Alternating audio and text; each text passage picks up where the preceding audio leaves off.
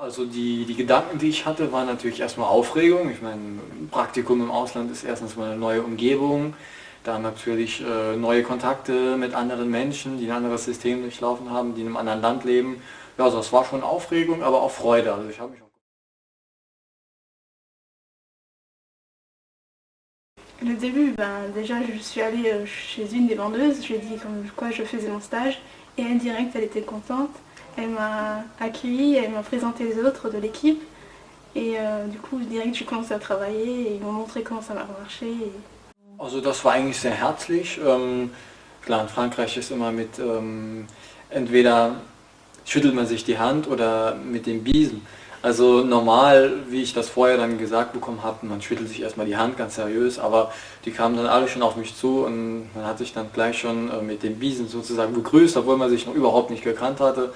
Außer jetzt den Chef natürlich, da sollte man dann erstmal vielleicht die Hand reichen. Und, ja, aber sonst war alles sehr herzlich und ich habe mich eigentlich auch gleich integriert gefühlt. Also das war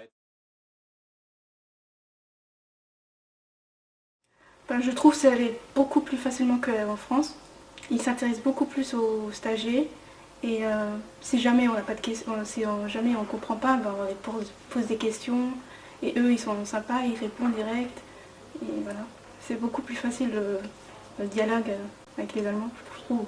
Enfin, Aber die Mitarbeiter lassen sich auch Zeit, wenn ich was nicht verstehe, dann erklären die mir es auf 10 Minuten oder auch 20 Minuten, wenn ich es dann immer noch nicht verstehe.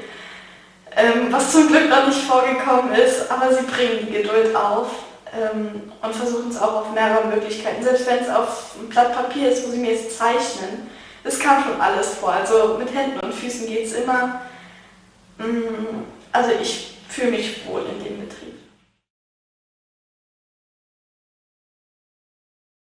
oui, ça m'arrivait de ne pas comprendre, mais du coup j'ai demandé et eux ils m'ont réexpliqué autrement peut-être. Et du coup ça allait, je comprenais. Man muss keine Angst haben, auch mal Französisch was falsch zu sagen. Viele Franzosen mögen es sehr gerne, wenn man ihre Sprache lernt und verzeihen wirklich jeden Fehler, den man macht, so schlimm. Faust hat das alles komplett übernommen. Ich habe mir nur einmal, also ich habe mich bei Ihnen informiert, bei der Faust, was das denn genau ist. Das war dann das Georges de la Tour. Das ist, weil ich im Nachhinein erfahren habe, im Sportinternat.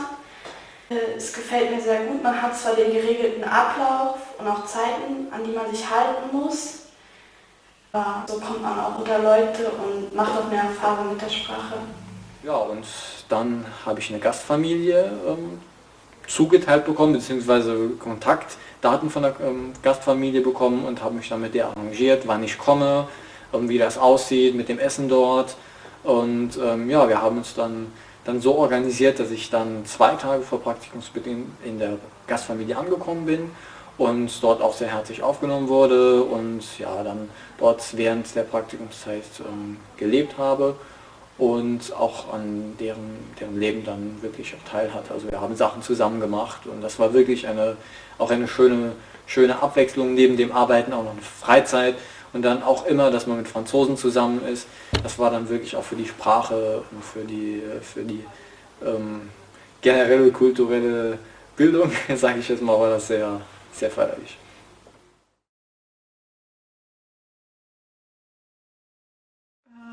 Ce que j'ai moins aimé, c'était des moments où je ne savais pas trop comment agir parce que des fois, genre quelqu'un m'a demandé un truc et moi je ne savais pas trop si c'était à moi de le faire ou si j'ai le droit de le faire déjà.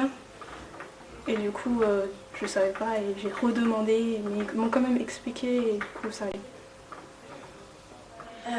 Also schwierig würde ich sagen ist, also zum einen, wenn ich in meinem Internat bin mit den Leuten in meinem Alter, sieht man sich nicht. Da redet man einfach so, wie man es gewohnt ist, auch auf einer fremden Sprache. Redet man jetzt aber mit älteren Personen, vor denen man Respekt hat, sollte man eigentlich in der Höflichkeitsform reden, was auf einer fremden Sprache für mich zumindest noch fast unmöglich ist, weil man einfach nie dran denkt, dann diese Form zu benutzen, weil man es in der Schule auch nicht macht.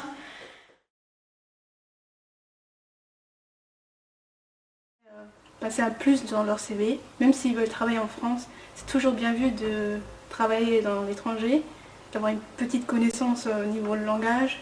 Et ça les fait aussi apprendre la langue mieux, de mieux savoir comment ça se passe dans la vraie vie. Also eine Motivierung, in Frankreich ein Praktikum zu machen, ist natürlich erstmal die Sprache.